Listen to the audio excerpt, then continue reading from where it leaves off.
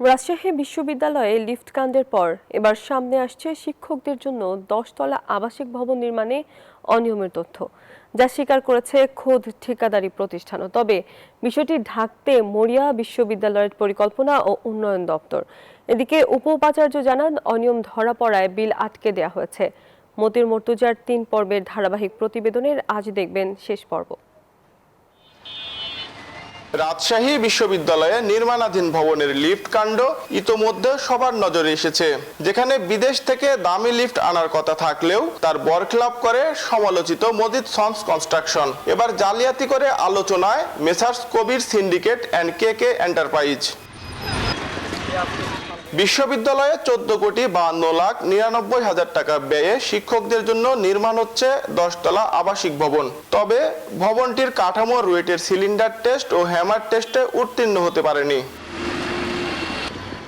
অনিয়মের কথা স্বীকার করছে খোদ ঠিকাদারি প্রতিষ্ঠানও। তবে নির্ধারিত সময়ের 2.5 বছর পেরিয়ে গেলেও ত্রুটি সংশোধন না করে চলছে নির্মাণ কাজ। নেগেটিভ ওটা আমাদের একটু দোষের কারণে আমরা ওই সাতটা তো সিলিন্ডারের যত্ন নিতে পারি নাই, যার কারণে আমরা এই কাজের শুরু থেকেই আমরা হাতে ঢালা দিয়েছি। আমরা এই ছাদে আমরা 10ম তলায় আমরা দিয়ে ঢালাই দিতে চাইছিলাম রেডিমেড দিয়ে, তো অফিস নিষেধ করলো যে না, যেহেতু পেছনেরগুলো সব হাতে ঢালাই দিচ্ছেন, এটাও হাতে ঢালাই যায়। রুয়েটের পরীক্ষায় ভবনটির চাপ সহ্য করার শক্তি পাওয়া যায় অনেক কম। দ্বিতীয় দফায় হ্যামার পরীক্ষার গড়ও বেশ কম আসে। মাস 2 পর হ্যামার পরীক্ষা করে LGED, যেখানে শক্তি যথাযথ পাওয়া যায়। এমন অবস্থায় রুয়েটের ফলাফল উপেক্ষা করে LGEDর ফলাফলকে আমলে নিতে চান প্রকল্প পরিচালক। LGD, PWD, EED এগুলোই হচ্ছে পায়োনিয়ার, কিংবা এগুলোই হচ্ছে আপনার অ্যাপেক্স পজিশনে আছে। আমরা 9 তলায় যে করেছি এবং 9 তলায় যে কলামগুলো করেছি ওগুলো আমাদের চিহ্নিত করা আছে, এবং উনি কোন কলামে করেছে আর আমরা কোন কলামে করেছি, তাহলে ওনারা আর আমরা একসাথে গেলে জিনিসটা বোঝা যাবে। বসুন্ধরা টিস্যু, অশুদ্ধতার বিরুদ্ধে এক বিন্দুও ছাড় নয়। এদিকে LGEDর ফলাফলে সন্দেহ জানিয়ে পুনরায় পরীক্ষার পরামর্শ রুয়েট কর্তৃপক্ষের। যে স্পটগুলোতে টেস্ট করা হবে সেই স্পটগুলো ওনারা রেডি রাখেন, যে এই স্পটগুলো আমরা টেস্ট করব, তখন আমরা ওনাদের উপস্থিতিতে ওখানে আমরা টেস্টগুলো করি।